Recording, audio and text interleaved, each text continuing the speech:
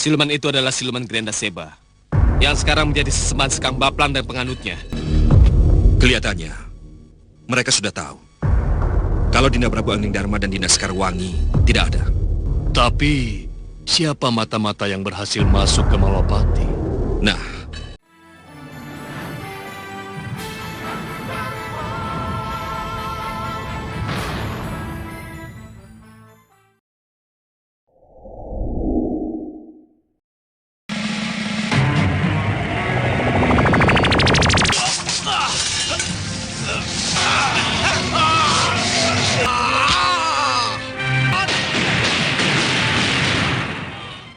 Di awal episode ini memperlihatkan Sudawirat yang telah terbebas dari belenggu penunduk pikiran oleh Raja Saputra yang sebelumnya telah dimusnahkan dengan Pasupati Prabu Angling Dharma. Siang itu, Sudawirat pun tampak sedang memacu kudanya ke kerajaan Sawopitu. Tujuannya pun jelas, yaitu dirinya ingin mengabdi kepada Prabu Jayadipa. Namun setelah sampai di Sawopitu, ia pun kaget karena mendapatkan serangan dari prajurit-prajurit Sawopitu, dan yang membuat ia tidak terima adalah bahwa dirinya dianggap pengkhianat oleh Prabu Jayadipa dan semua orang yang ada di situ. Awalnya, sikap Sudawirat pun masih sangat menghormati Prabu Jayadipa dan yang lainnya. Namun, setelah mereka memojokkannya dengan tuduhan yang tidak benar tersebut pun akhirnya membuat Sudawirat murka. Oh, tidak. Tidak, Gusti Prabu. Saya tidak melakukan itu.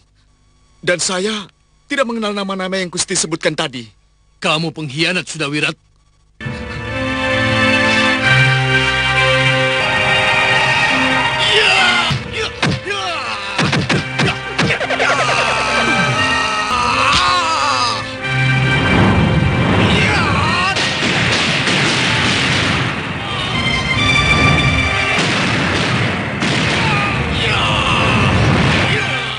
Setelah itu, Sudawirat pun dengan berapi-api menegaskan sekali lagi bahwa dirinya sama sekali bukan pengkhianat.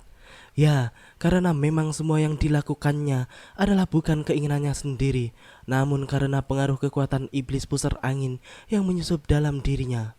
Seharusnya Prabu Jayadipa dan yang lainnya harus bisa mengerti semua itu.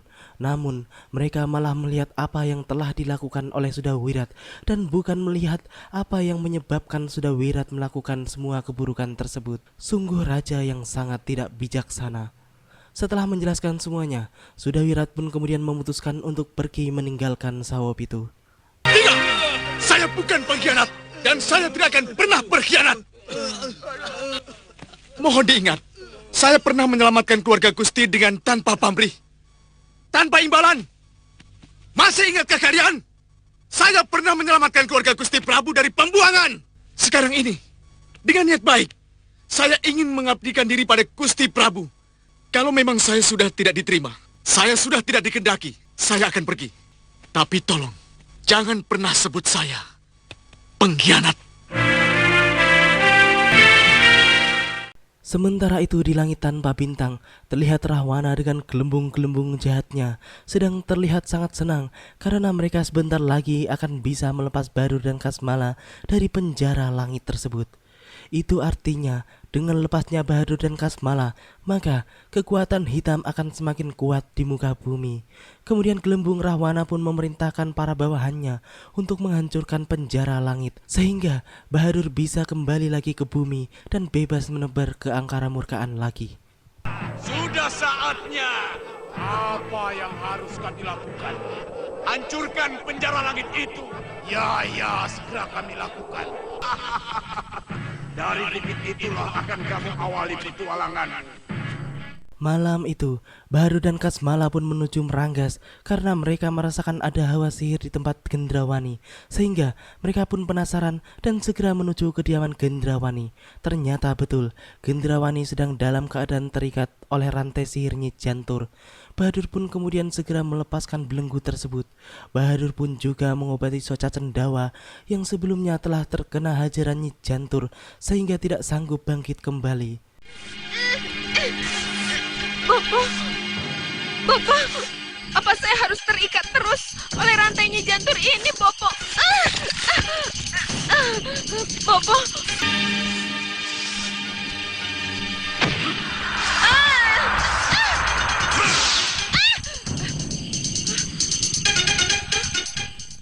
Kita kembali ke Malwapati, di mana setelah menguping pembicaraan Danang Sagita dan Batik Madrim serta Ki Lembu Aji tentang kemunculan Sengkang Baplang yang luar biasa, Singa Maruta pun dengan berkuda segera pergi ke Karangkitri, markas Sengkang Baplang. Setelah sampai, Singa Maruta pun langsung menyatakan keinginannya untuk bergabung dengan Sengkang Baplang guna menghancurkan Angning Dharma dan Batik Madrim. Singa Maruta pun kemudian menjelaskan tentang pengkhianatan Danang Sagita kepada Sengkang Baplang dan juga keadaan hingga kelemahan Malwapati untuk saat ini. Ikatan batin yang lepas dari Danang Sagita telah kembali ke tangan saya. Tapi tidak apa saya kehilangan dia. Kalau setelah ini saya mendapat sahabat baru yang lebih bisa dipercaya, saya harap kita bisa menjadi sekutu yang benar-benar saling menguntungkan. Pasti. Di malam itu, Singa Maruta pun tampak baru pulang dari tempat Sengkang Baplang. Namun, belum sempat ia masuk ke kediamannya, Batik Madrim pun tiba-tiba muncul menghadangnya. Sang patih pun langsung memberondong pertanyaan yang membuat Singa Maruta gugup dan terlihat sangat tak suka. Mulai dari pasowanan yang selalu tak dihadirinya, sampai kepergian Singa Maruta yang sampai berhari-hari, yang kemudian pulang di malam hari seperti maling. Singa Maruta pun kemudian masuk ke bilik kediamannya dengan sangat marah. Ia pun merasa telah dicurigai oleh patih Batik Madrim. Sudah lama kita tidak ketemu. Dan kenapa Paman tidak datang dalam acara pasowanan?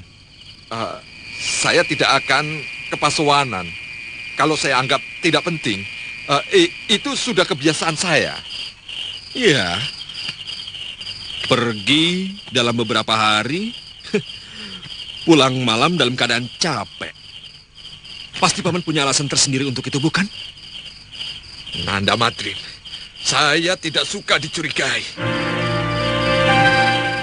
Belum selesai Batik Madrim menuturkan unek-uneknya kepada Singa Maruta, tiba-tiba ada seorang prajurit yang melaporkan bahwa kepatihan tengah disatroni oleh siluman yang mengganggu Dewi Kusuma Gandawati, istri patih Batik Madrim.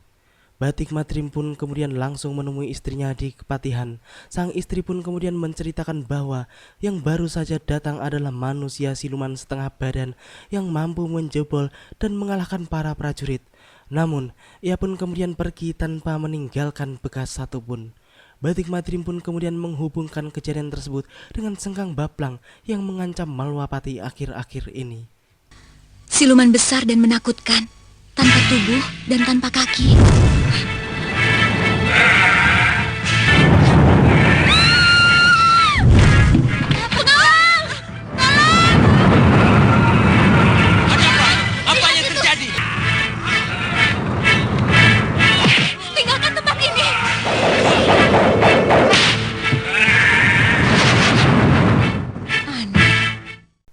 Di markasnya, Sengkang Baplang dengan bangga menerima kabar tentang keadaan Malwapati dari gurunya yang telah mengguncang kepatihan. Danang Sagita yang mendengar kabar yang baru saja menimpa kepatihan pun menyatakan dengan tegas bahwa yang datang ke kepatihan adalah Grenda Seba, sesembahan dan guru Sengkang Baplang. Karena dirinya pun pernah melihat sendiri sosok Grenda Seba tersebut.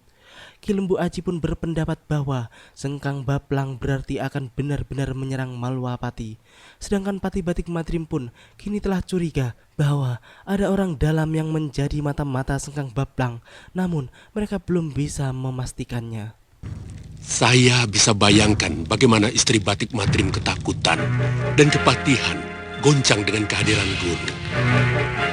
Siluman itu adalah siluman Grenda Seba, yang sekarang menjadi sesembahan Sengkang Baplang dan penganutnya. Kalau begitu gawat, mereka akan benar-benar menyerang Malwapati. Kelihatannya, mereka sudah tahu kalau Dinda Prabu Angning Dharma dan Dinda Sekarwangi tidak ada. Tapi, siapa mata-mata yang berhasil masuk ke Malwapati? Nah, itulah yang harus kita cari. Di sisi lain, di Padepokan Gunung Kencana, Kencarupa dan Rupa Kenca pun sedang menjalankan tugas dari Sengkang Baplang dalam rangka menyampaikan surat untuk Priamitra dan Padmasari. Kedatangan mereka pun membuat sedikit kekacauan di padepokan tersebut. Setelah mereka berhadapan langsung dengan Priamitra, mereka pun memberikan sebuah surat dari gurunya yang kemudian membuat Priamitra sangat marah setelah membaca isi surat tersebut. Ia pun langsung merobek surat tersebut di depan kedua utusan Sengkang Baplang itu. Ini. Sampean sudah tahu apa isinya. Percuma saja. Selamat tinggal. Tapi kita harus waspada. 5 hari lagi, mungkin akan terjadi sesuatu yang tidak kita inginkan. Iya. Di sebuah jalan di kaki bukit yang rindang, tampak Suliwah, Bongo dan Ratri Pramudita sedang beristirahat setelah sekian lama tak kunjung menemukan kabar tentang keberadaan Prabu Angling Dharma dan permaisurinya, Dewi Sekarwangi. Bongo dan Suliwah pun kemudian melihat ada pantulan bayangan Dewi Sekarwangi pada sebuah sendang kecil di tempat tersebut. Mereka pun kemudian memanggil Nyi Jantur untuk bisa mengetahui lebih jelas apa yang sedang terjadi sebenarnya. Apakah bayangan tadi pantulan dari sana ya? Kok sama ya? Ada pelanginya? Loh, kamu juga melihat pelangi itu, Ngoh? Iya. Setelah Nyi Jantur datang dan berada di sisi mereka, ia pun kemudian menjelaskan bahwa pelangi di atas bukit itu yang bayangannya terpantul ke sendang kecil tersebut adalah pintu gerbang menuju ke Daton Megapura, kerajaan Ratu Purasari. Dengan demikian, mereka pun akhirnya mengetahui bahwa yang membebaskan Dewi Sekarwangi dari cengkraman Gendrawani adalah Ratu Purasari. Nyi Jantur pun kemudian berpamitan kepada mereka untuk pergi ke Megapura untuk memastikan kebenaran tersebut. Berarti sudah terjawab bahwa yang bisa membebaskan Dewi Sekarwangi adalah Ratu Purasari. Aku akan mencoba masuk ke Megapura untuk melihat apa sebenarnya yang terjadi. Tunggu saja di sini sampai aku kembali.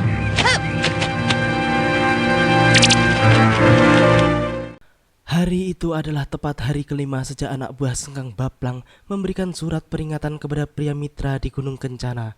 Itu artinya bahwa Sengkang Baplang akan menyerang paksa padepokan Gunung Kencana apabila tidak menyerahkan diri untuk menjadi pengikutnya. Kenca Rupa dan Rupa Kenca pun telah siap menyerang dengan para prajuritnya. Mereka pun mengintai dari jauh dan masih menunggu waktu yang tepat. Setelah merasa yakin, mereka semua pun langsung menyerbu padepokan Gunung Kencana dan pertempuran besar pun terjadi. Siapkan pertahanan.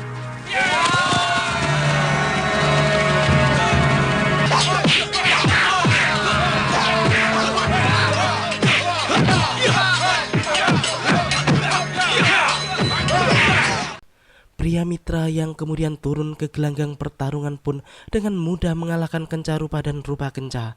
Namun, tiba-tiba Sengkang Baplang pun datang bersama dengan ilmu kincir puyuhnya pun dengan cepat menghabisi para prajurit pria mitra. Pria mitra yang tidak mau bergabung bersama mereka pun langsung menyerang Sengkang Baplang. Namun, ia pun dapat dikalahkan. Sengkang Baplang pun kemudian mengeluarkan kalung ikatan batinnya, sehingga pria mitra, Padmasari dan semua muridnya kini telah memakai kalung ikatan batin yang sangat menyiksa tersebut. Waktu yang saya berikan sudah habis.